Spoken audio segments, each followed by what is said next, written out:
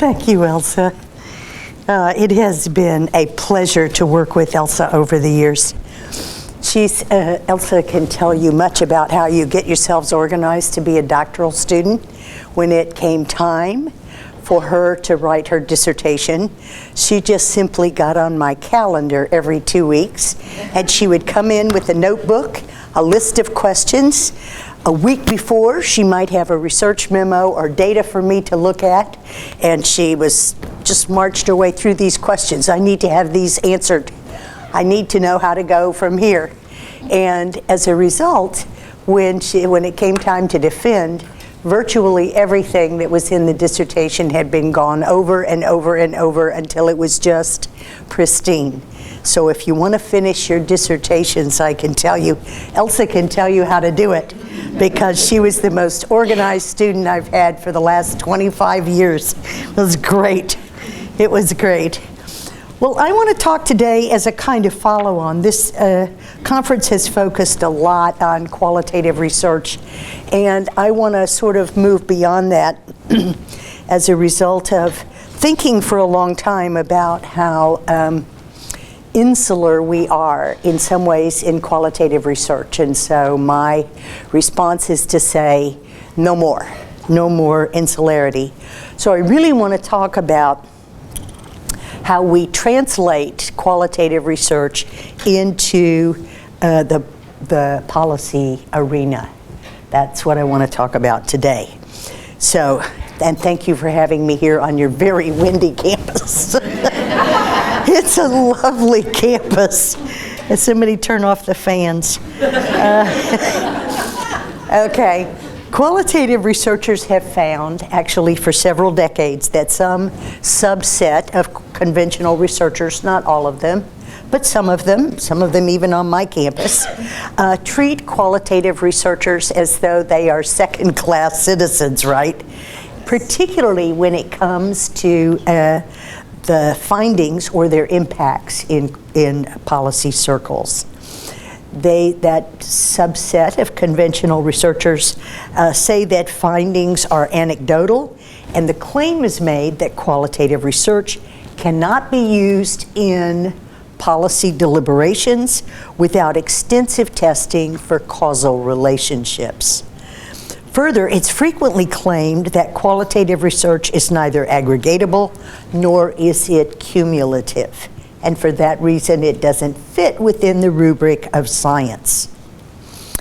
In the face of ongoing criticism from conventional researchers, including a lot on my campus, qualitative researchers have often turned inward, addressing their own community of practitioners who choose their own, less global, more locally focused means to effect social change, particularly social change toward social justice.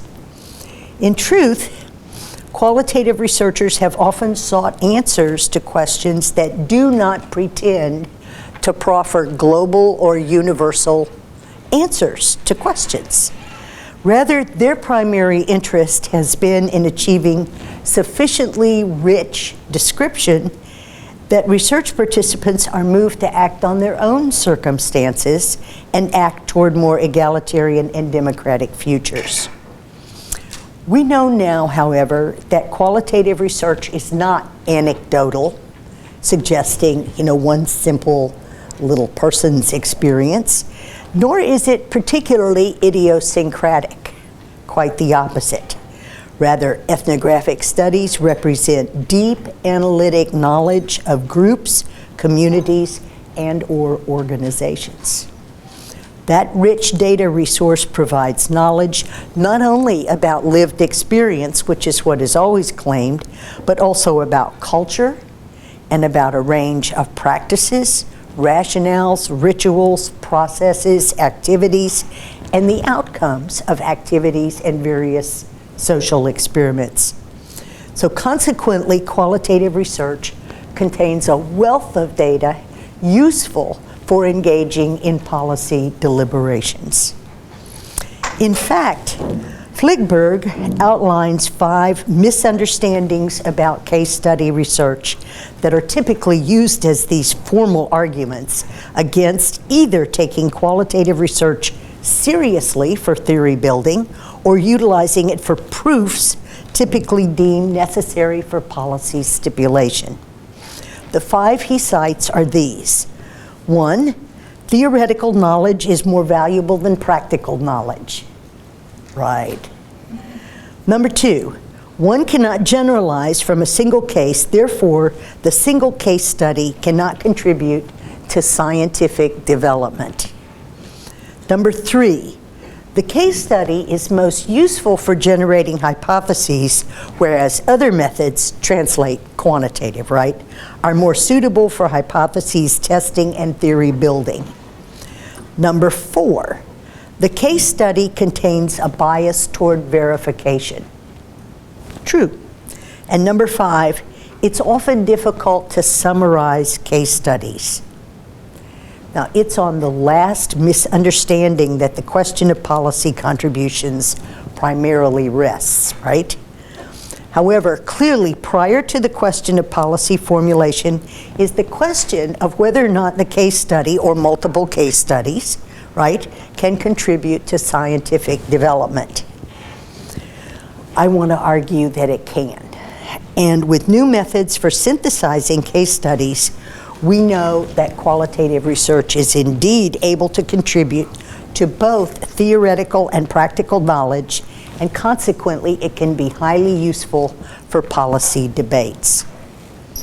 We do know now that findings are not anecdotal, and we can answer the uninformed criticism with demonstration that qualitative data are achieved systematically and with rigorous discipline, methodologically and theoretically. They do represent the lived experience of research participants without the abstraction, without the context stripping, and or without the descriptive poverty of experimental methods. Further, we understand that in spite of the focus of the what works mentality, right, we do not need strong cause-effect statements in order to create sound social or educational policy. In fact, now we understand that cause-effect statements often leave out outliers, right? Those are the tail ends of the bell-shaped curve, right? And in many cases, those are children with particular learning structures that are different from the norm. They are adults with unique situations. They are programs with contexts unlike any other contexts. So I would argue that what is needed for adequate policy debate is thorough description, a criterion at which qualitative research happens to be quite adept at meeting, right? So now I want to talk about outlining several forms of qualitative data meta-analyses. Meta-analyses permit the accumulation of research results in preparation for policy research, policy debates, or policy formulation. The ones that I want to talk about, maybe I'll get to all of these today, maybe not. I don't know. Are we running a seminar here? This may be a 3-hour class. Take notes. These include case study aggregation or case study survey, computer-assisted aggregation analyses, metaethnography, very interesting stuff, critical interpretive syntheses, realist reviews, and an emerging formula labeled mixed methods synthesis, right? So I want to talk very briefly about each of the methods for aggregating and synthesizing qualitative research results. And then I want to talk about some of the barriers or problems to actually using these methods. Now, one thing to hold in mind about each of the techniques that I'm going to talk about is that basically they are synthesizing or synthetic approaches, right? That is, they seek to engage either data or conclusions or methods or all of the above, right? In much the same way that one might engage a deeply integrative research review contrasting and comparing data or conclusions, while underscoring and sometimes even resolving contradictions in data or findings between studies. Now, while the approaches are different and the solutions for resolving contradictions are dissimilar, right, each of these strategies or methods that I want to talk about briefly seeks to present a set of findings which are common findings across qualitative studies and which permit more sophisticated debates surrounding policy deliberations. So here's kind of a baker's half dozen, right, of accumulation methods for qualitative research. And if you like, we can talk about the sources that I've used to derive these two in case you say, wait a minute, I have 4 studies that I'd like to work at accumulating. We can talk about that. So you ought to keep in mind that each of these methods requires some specific choices regarding which case studies should be included and which case studies should be excluded as part of the meta-analysis, right? Because the choice of material frequently determines what method you probably ought to pick for aggregating these case studies together, right? Case studies vary widely, as you know, if you've done any of this stuff, in their foci, in their samples, in their methods, and in their findings and conclusions. And as a result, sampling among case studies for inclusion and exclusion prior to aggregation is a rigorous data-driven exercise in and of itself. As well, searching for case studies, trying to find the case studies, right, is a very meticulous and time-consuming process because some primary qualitative research reports either exist online under titles we might not recognize or even just on paper, and they're not readily located in journals or in other widely available printed form. And let me make a comment about journals.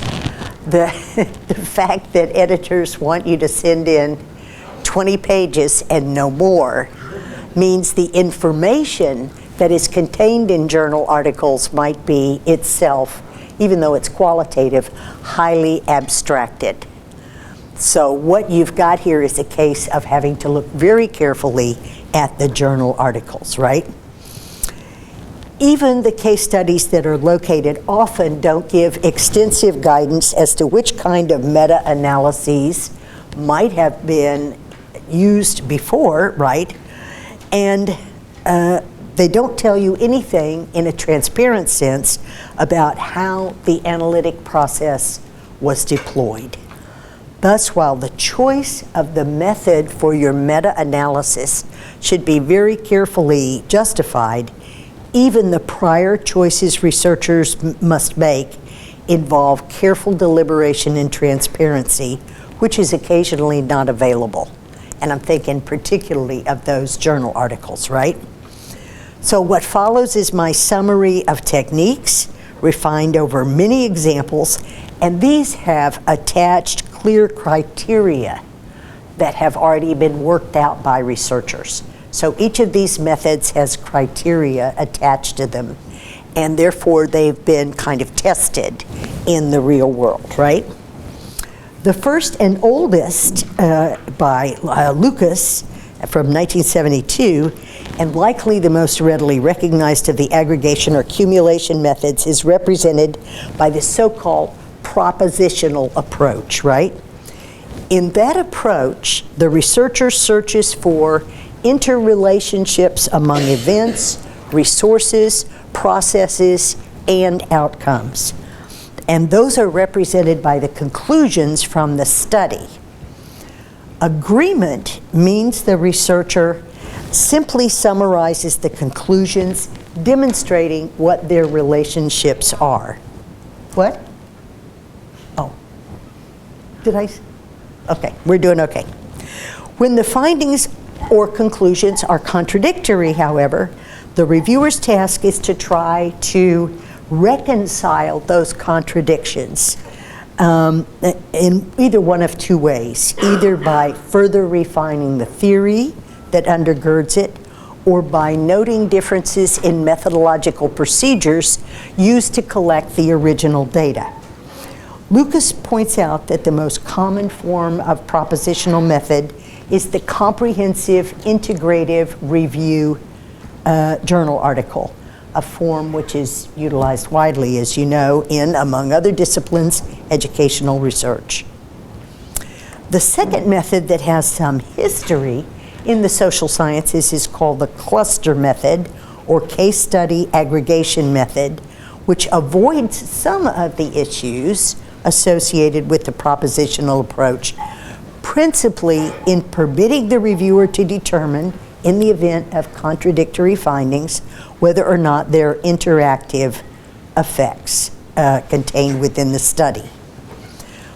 One difference between the propositional method and the cluster method is that rather than utilizing the conclusions of studies, and this is an important difference, right?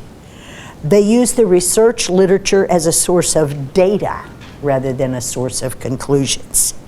The cluster method treats the data collected about individuals in different studies as having been drawn as samples from the same population, right? So one of the inclusion rules would have to be that you use the same population definitions, right?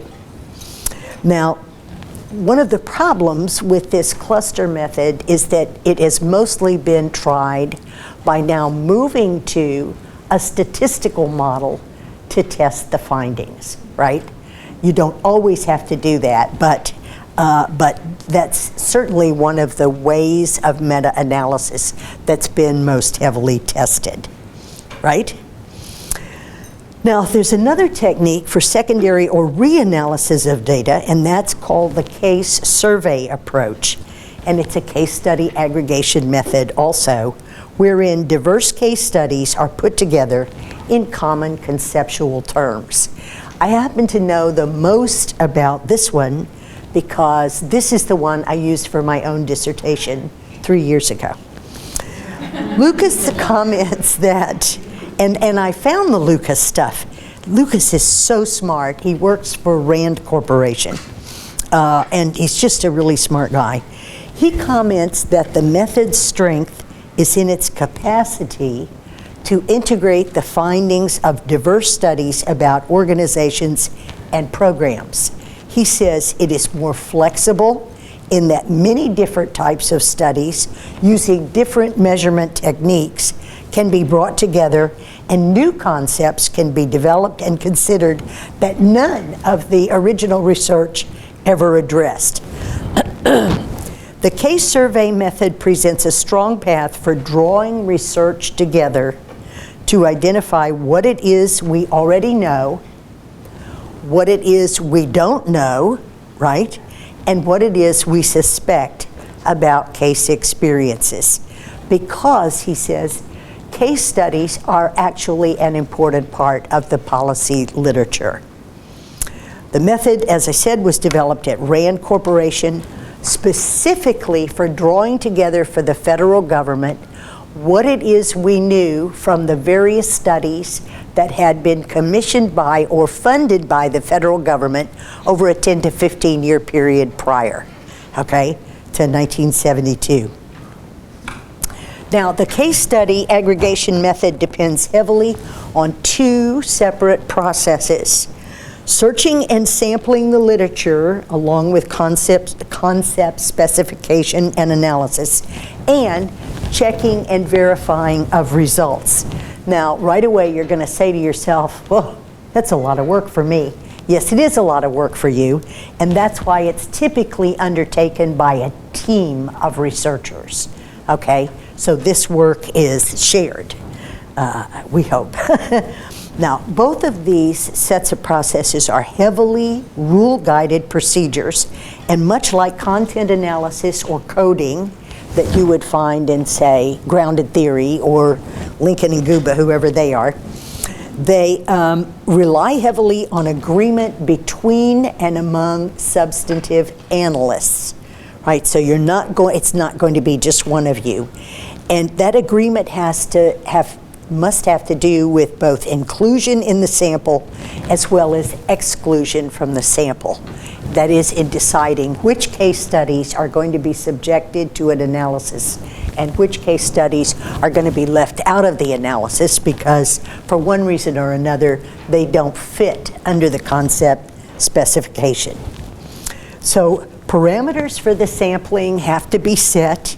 Tests for retriever bias, that's not Labrador Retriever, that's people who are looking for case studies, is engaged. That's a part of the rule setting, and selection rules have to be developed. So prior to the issue of case selection is the problem of retrieval of case studies. Once a precise definition of the unit of analysis and the universe of phenomena under investigation has been developed, the search for appropriate cases will begin. The retrieval of cases isn't always easy, and Lucas recognizes that. He says case studies of local programs, right, they're valuable because they're a major component of many policy research literatures. They are rich in information and insight. They are grounded in the context, and there's so many of them, right? They're out there. Millions of dollars, he points out, are spent each year on modest evaluations and reports on the activities of local projects. Absolutely. Yet, he says, they are found scattered and isolated in government reports, consultant evaluations, and academic publications that neither address nor rebut findings of earlier case studies. And that's absolutely true when I went looking for stuff for my dissertation. And this was like prior to computers. I did a lot of phone calls and asking around.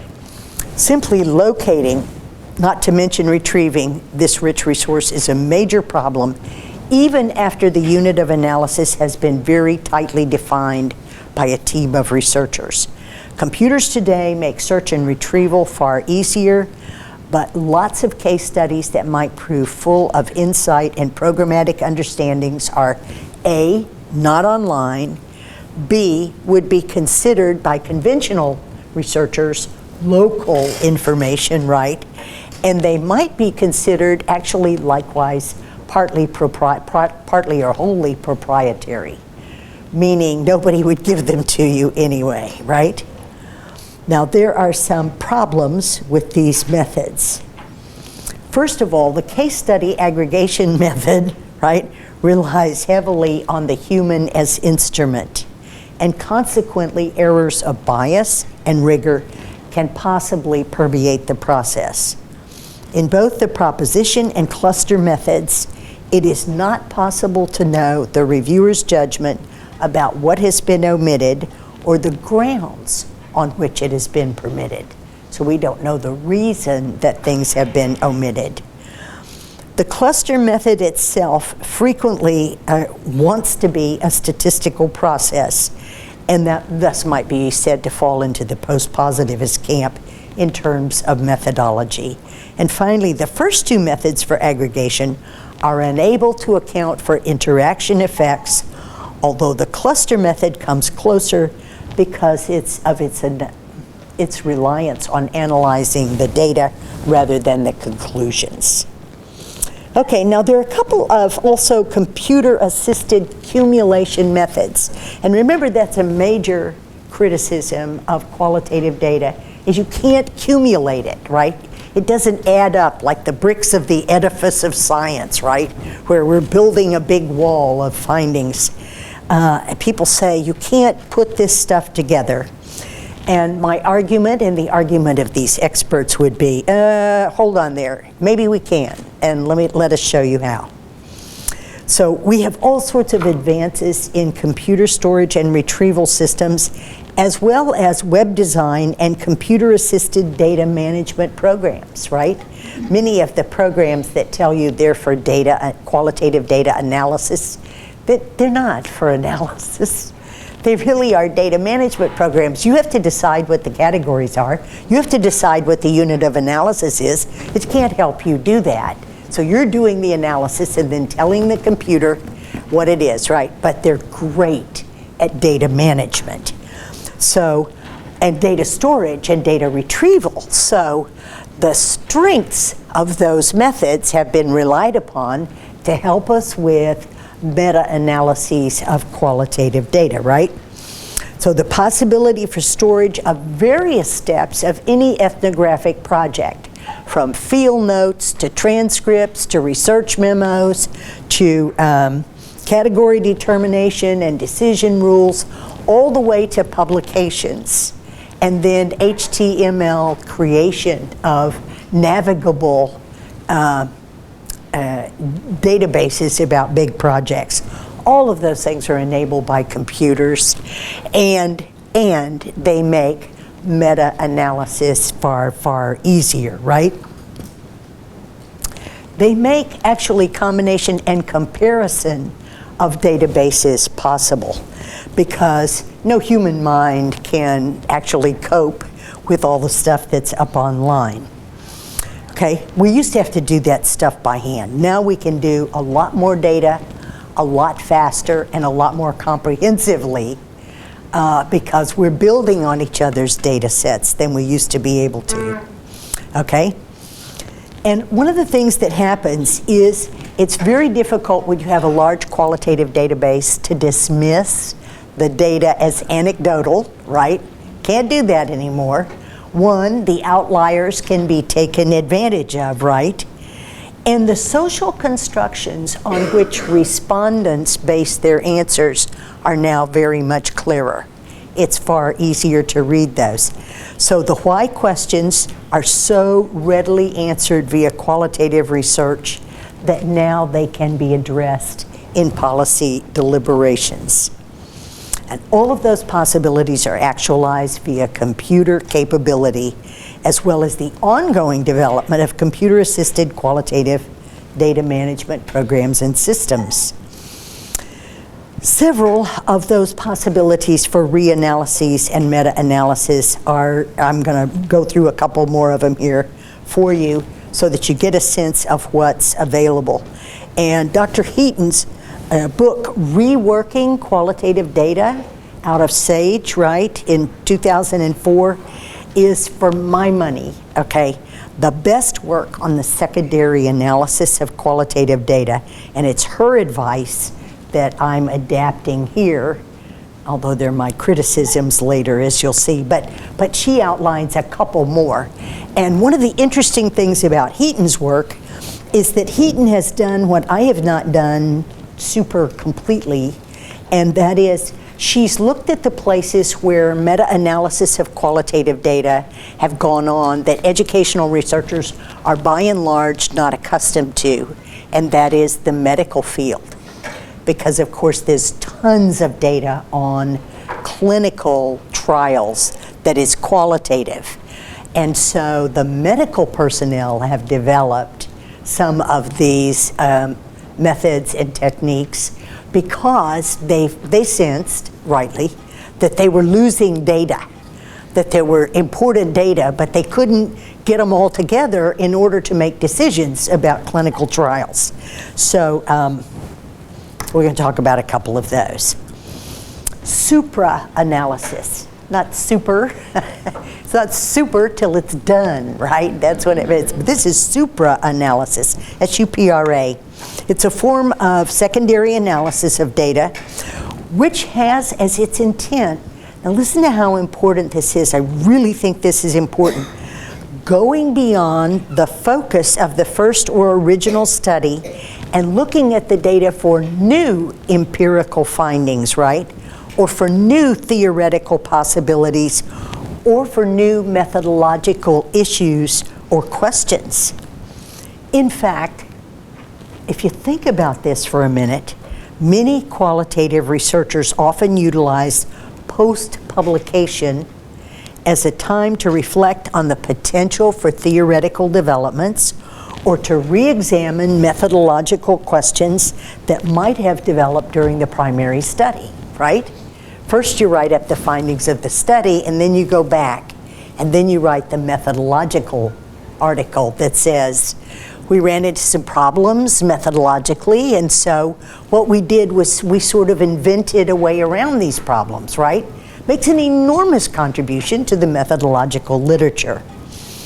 So following the publication of initial findings, right, it's frequently been found to be a good time to alert other ethnographers or qualitative researchers to methodological adaptations or the invention of new uses for old methods, and or to seriously consider whether additional theoretical implications exist. It's also a time to rethink whether additional insights may be gleaned from the same data.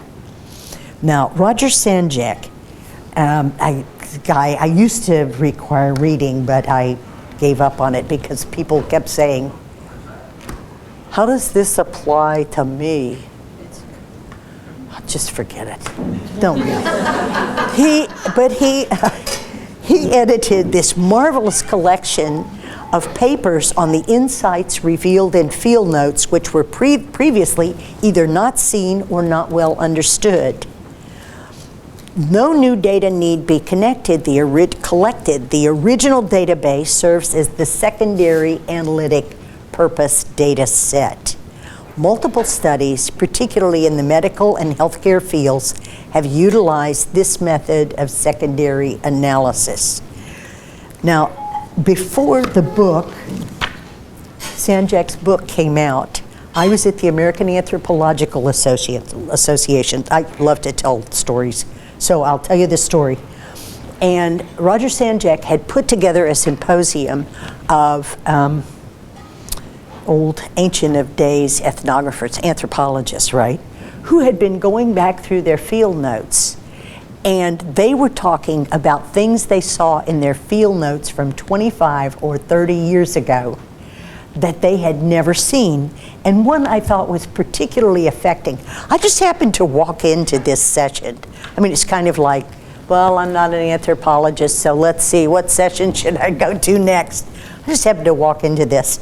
And this guy stood up and said that he had done work in a rather primitive tribe in somewhere around the South China Sea. I don't know. And he said, you know, I interviewed an old chief who said to me, well, this woman is the daughter of my old enemy, but our tribes needed to make peace, so I married her. He's got 4 wives, right? And this one is the daughter of the man who was contending with me to be chief, and this one she was something else that was important. They were political liaisons, right? And then he said, but my oldest wife, that's the wife of my heart. And this guy stands up and says, you know, I had such a notion of Western romance and courtly behavior that I never once saw that he was talking about you can make marriage for political reasons, but you can also make it for love. He said, because I thought only really Westerners knew about romantic love. He said, and it wasn't till 25 years later that I went back and realized, you know, I had always said, aren't my little primitive people sweet? Aren't they sweet? He said, they knew stuff we didn't know till the 12th century. We knew stuff until the literature was not written on courtly love, for real romantic love. He said, and I finally saw it. He said, heaven only knows what else I missed in my field notes. Heaven only knows. Well, that was the basis of this Roger Sanjak book, and I think that's an important lesson to learn, that in fact, when you finish going through your fieldwork notes and you say, I've now gotten every scrap of information I can possibly squeeze out of these fieldwork notes, maybe you haven't. Maybe you haven't. Maybe there's other good stuff in there that you aren't ready to see, that you aren't exactly able to see right now, but at a later stage in your career, you'll be able to see it. So I'm really a strong believer in supraanalysis, and I encourage my students to hold on to their fieldwork notes and to file them away in very careful order and keep them so that they become open maybe later in life to looking at what was suggested in those field notes that they sort of said, I don't understand what this means, and went right past it. So I'm big on supraanalysis. And just because I wandered quite accidentally into a session at the American Anthropological Society, and then I heard about this book, and I knew this guy was the organizer, so I went and got it. It's great. Okay, amplified analysis, enough of stories. Now, we're back to the seminar and the stuff on which you will have a test next week. Amplified analysis involves utilizing multiple data sets. Such data sets can be those generated by a single researcher or a single team, right? We did a 3-year study here, and we got another grant. We did a 3-year study here, and then we did another grant. We did a 3-year study here. So it could be the same people who are doing the study, right? Or it may be data sets generated around the same topical area by a different researcher or a different team, right? The purpose of such analyses is generally in order to examine common and/or divergent themes across data sets. One of the benefits of utilizing multiple data sets is that if the populations are quite similar along multiple dimensions, the population of the combined studies will be greatly enlarged, right? And one of the things conventional researchers are always saying about qualitative researchers is what? The sample sizes are so small, right? This gives you a way to enlarge your sample size, right? Researchers who've conducted such studies, predominantly medical personnel, right, have variously termed this kind of work aggregated analysis or pooled case comparison, right? And this kind of work is typically represented by reusing data from your own research and attaching it to other data that other researchers are doing that are working in the same area as you are. Okay, assorted analysis. I'm not gonna, you know what, let's not talk about assorted analysis, it's so close. Let me move on to metaethnographic methods, because my guess is many of you who do qualitative research see yourselves secretly as ethnographers, right? And Noblet and Hare do some great work on metaethnography as a way of analyzing secondary analysis. So Noblet and Hare and Hannes and Lockwood summarize the approaches of metaethnographic methods as categorized according to where they fit in relation to specific attributes, whether they're aggregative, interpretive, what their underlying epistemology or theory of knowing is, and what degree of iteration they exhibit. While a defining attribute is actually whether they are interpretive or aggregative, right? Noblet and Hare, George Noblet is a primary proponent of the interpretive end of the continuum, some of which some of you will know. He points out that all interpretive explanation is essentially translation, and a metaethnographic synthesis is itself a reciprocal translation of studies. So it's a translation of a translation, right? And they note that virtually all synthesizers and interpretive researchers agree that the results of accumulation study, whether a metaethnography or some kind of realist review, is essentially a new and complete study in and of itself. So it's not just a derivative study, it's a new study. It represents a whole new set of intellectual breakthroughs. And because Noblet and Hare point out, the method and process itself compares and analyzes texts, and it creates new interpretations in the process. Those new interpretations are what make it a new study, right? Now, the interpretive explanations produced by a metaethnography offer several advantages for both theoreticians and practitioners or practical users of such data. First of all, they provide a multi-perspectival view of the data, right? It's a multi-perspectival reality. So it's not just one researcher's reality, it's the realities put together by multiple researchers. Second, they provide meaning of the event studied to a more universal audience, whomever the analysts might be addressing, including, for my purposes, the policy community, right? Third, they enable anticipation rather than prediction or control of what we might expect in analogous situations, and as well, they aid in understanding events and actors and how those things might interact or connect. Such insights, which rarely derive from the meta-analyses of quantitative data, right? Those things tend to be highly abstracted, provide instead understandings that are rather holistic. And fourth, such interpretive studies also permit users to translate the case study into his or her own social understanding. Remember Donna Haraway saying, we are situated knowers, right? We understand from where we're coming from. We feed what we know through who we are. And so what this kind of metaethnography does is allow you to take a look at findings from the understanding of who you are.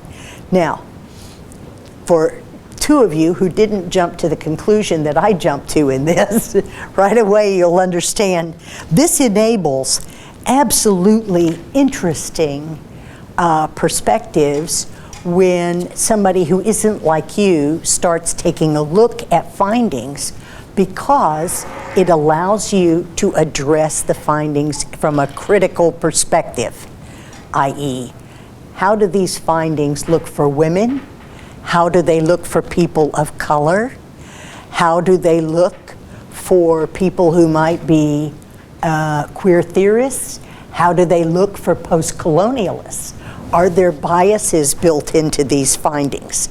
So the fact that somebody different from the researcher is taking a look at the findings opens them up to critical analyses. So I think that's kind of cool. So criteria for choosing case studies for which one might wish to create a metaethnography include studies which are directly comparable, that is, they're about the same phenomena or situation or context or event or controversy.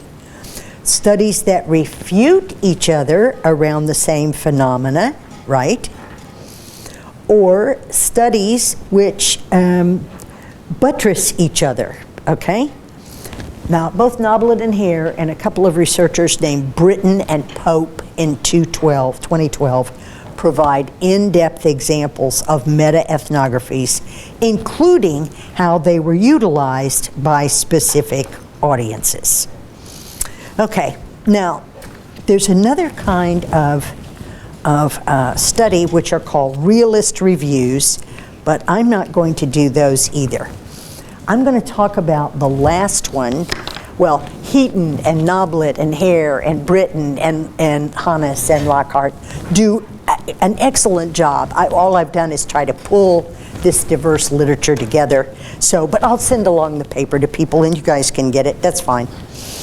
I mean, you can read the whole paper, right? You're just fascinated. I can tell you're about to fall out of your chair with anticipation.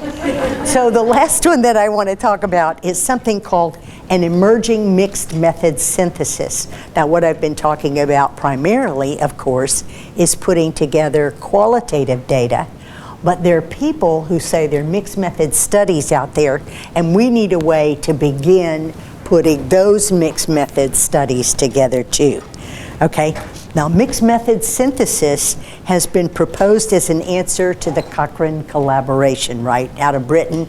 I mean, those are the guys that gave us, you know, data-driven whatever. Those are the guys that gave us, you know, your new dose of experimental methods, evidence-based research, right? They're the guys who gave us The gold standard methodological strategies. Okay, now the thing about mixed methods aggregation analysis is it attempts to address both the notion of evidence-based results and the illumination of qualitative results, which was what mixed methods was originally about and didn't quite turn out that way. So mixed methods syntheses proceed in 3 different ways, 3 stages, right? First, you synthesize the quantitative data. For that, you could use a regular meta-analytic strategy for quantitative data, right? And then you begin synthesizing the qualitative data, right? And you would use one of these techniques I talked about today. Maybe a supraanalysis would be really cool. Or if you had lengthy case studies, you might want to use the case study aggregation methodology. And then you begin to compare and contrast the 2 syntheses for common findings, for contradictions, and for potential conclusions. So in this method, qualitative data are entered into a specially designed computer package which creates something called a thematic analysis. It's a derivative of both metaethnography and grounded theory, right? And you understand classical grounded theory, not a la Charmas, but a la Anselm Strauss and Barney Glaser, as being a positivist method. You do that, right? So, and what you're looking for when you do this thematic analysis is you're looking for descriptive themes and analytic themes, right? So that's the way you get your body of data that you're going to compare to the quantitative analysis. And now you start the comparison, right? The trouble with this method is the trouble with all mixed methods. What am I doing? You know, it uses very little interpretive knowledge. It focuses on context as well as personal choices to determine what kind of interventional circumstances appear to create better chances for optimal compliance. Now you can see right away why it's being adopted for the health sciences, right? Because whether you're doing clinical trials or you're prescribing a drug for a patient, you really need very much to have compliance with the rigor.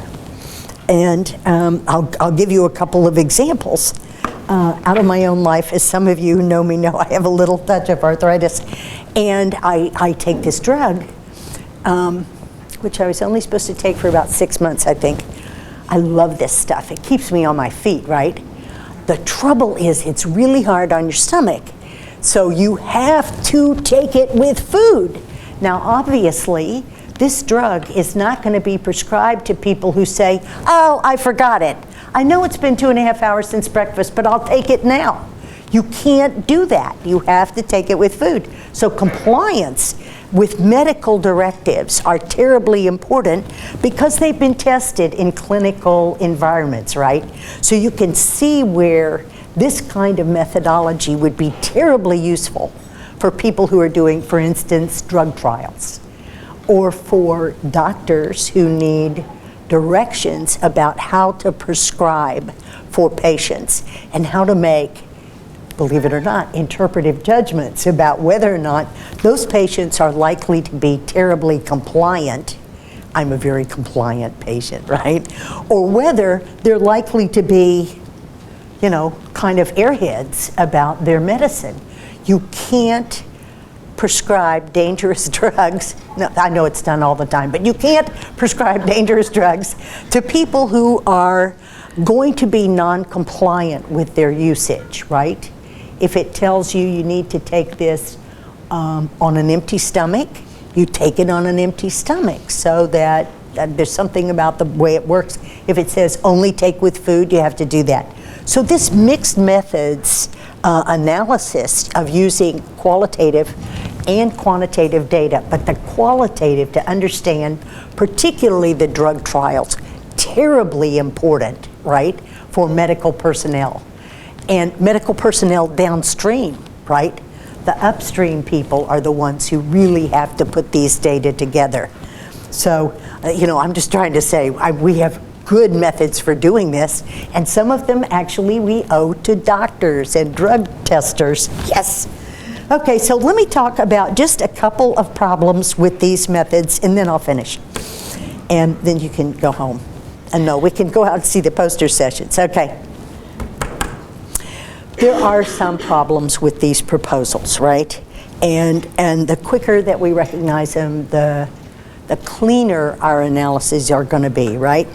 The first such problem is, and you know Yvonna was going to say this, right? You can't escape it. It's epistemological. I know, you have to hear that word. If you're going to talk to me, you have to hear that word, right? Now, so long as researchers work with their own databases, this is not a problem, right? Because researchers tend to be very consistent in their own epistemologies, okay?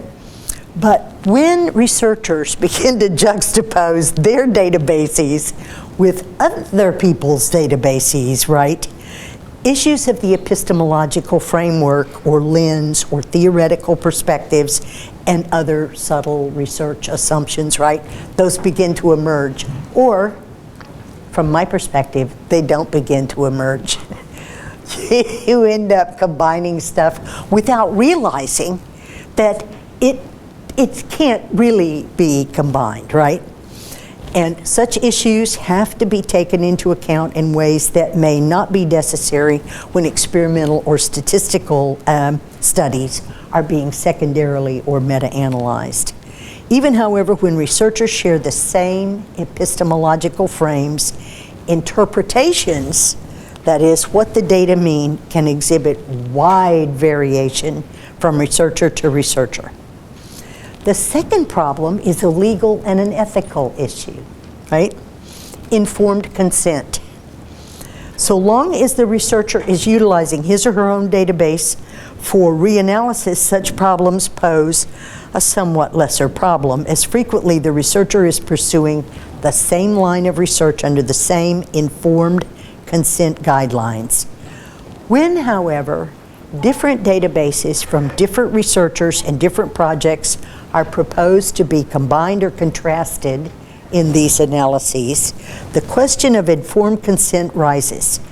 When data are archived in some public fashion, and when research participants' identities are very carefully scrubbed from the database, right?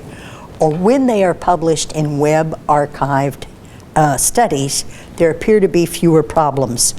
When, on the other hand, data are not publicly archived, right, and when researchers are sharing databases, there is some question, and this is very subtle, I think, but important. There is some question as to whether or not participants' information may be deployed for different purposes than those for which the original data were collected and the original informed consent collected, right?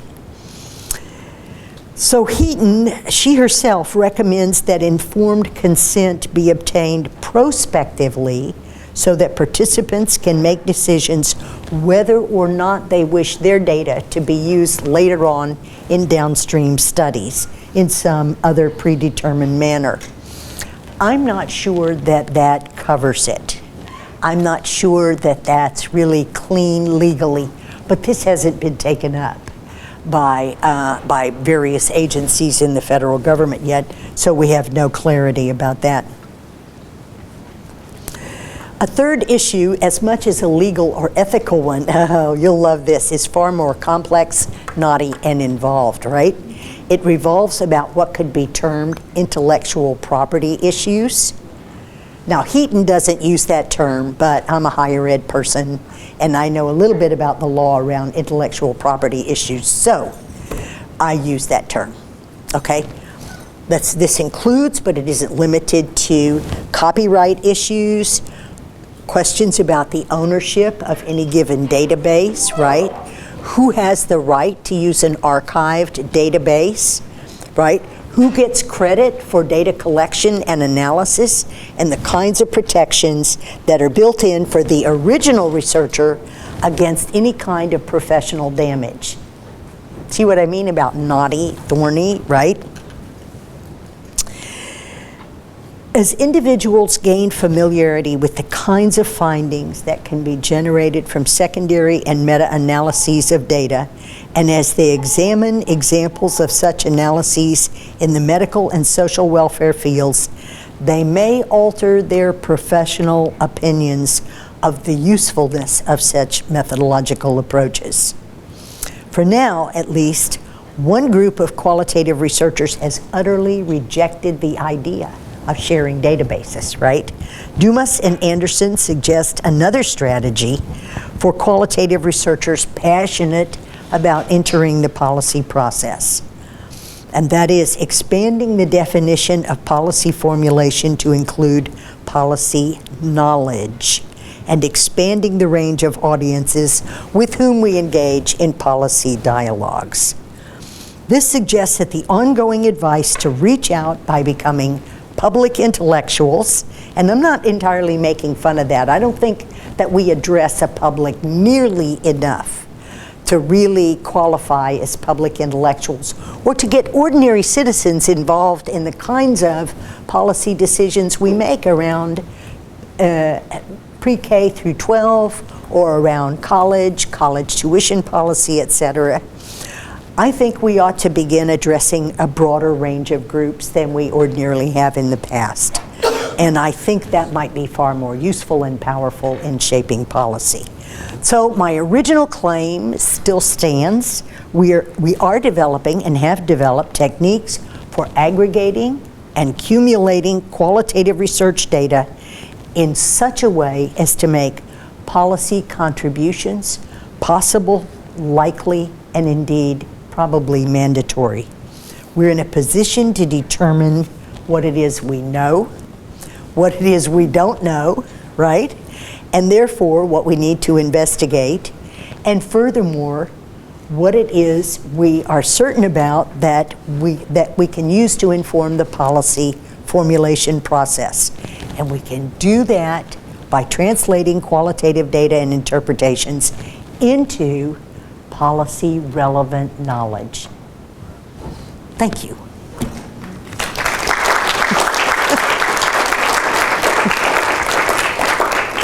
Now, I don't know if you guys have questions. Do you want to say anything? I don't know the answers to the questions, but I think that we could raise them. That would be useful.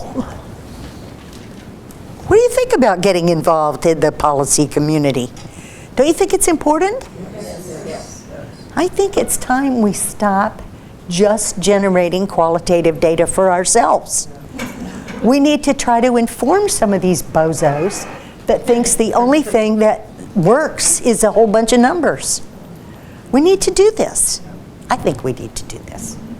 A lot of people are still struggling with that, not just education departments, but from different colleges as well, that quantitative is, I love what you said, where qualitative, if you're in qualitative research, then you're second classes, and it's still looked at that way by a lot of professionals, and I guess we're the ones that need to make a change to make it stand out and make it a strength. You gave us so much good information. Sorry about that.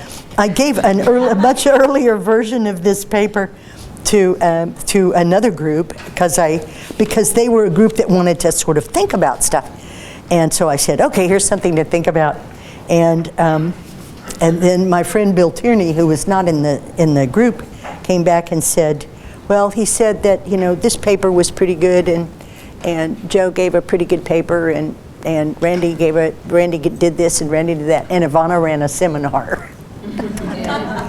Well, what, in my 12 minutes? I did not. I did not.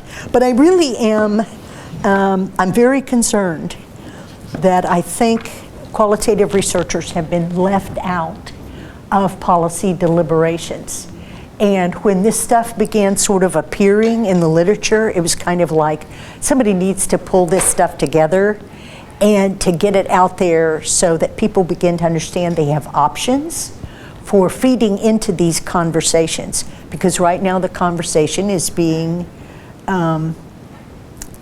really sort of managed and indeed entertained only by conventional researchers. And there are people on my campus, there are people in my college who tell their students, oh, that stuff is, fuzzy, what do they call it? Yeah, touchy-feely and fuzzy, exactly. And they tell their students not to take my courses. Well, there's some brand of students, if you say, you can't take that course, they go, okay, I'll sign up for it next semester. They were this way as children, and they still are. If you tell them they're forbidden, they have to have the forbidden fruit, and they come in. And there are lots of people who've sort of come around to saying, yeah, when you do it right, it is very systematic, it is very disciplined, it is publicly inspectable research. And so I'm at the place now where I say, so why aren't we making a difference in the ongoing discussions? I'm a higher ed person, so I say, why are we not talking about the student loan debt problem? And why are not the qualitative researchers involved in this? We have very good data. Why are we not talking about access from a qualitative perspective? Why are we not talking about tuition from a qualitative perspective? Why are we not looking at some of the research, on what families struggle with when they look at the costs of college these days? So, my questions almost all come out of higher ed, but I think that there's tons of good stuff out there. There's tons of good stuff on K through 12. We know a whole lot about what goes on in classrooms. The qualitative researchers know a whole lot about what's going on with charter schools. There's just information that we could talk about in some reasoned way. And so I want to see my colleagues in qualitative research begin to get into these conversations. And I think that there are ways to do this, and there are ways to be very compelling about doing so. So that's kind of where I'm coming from.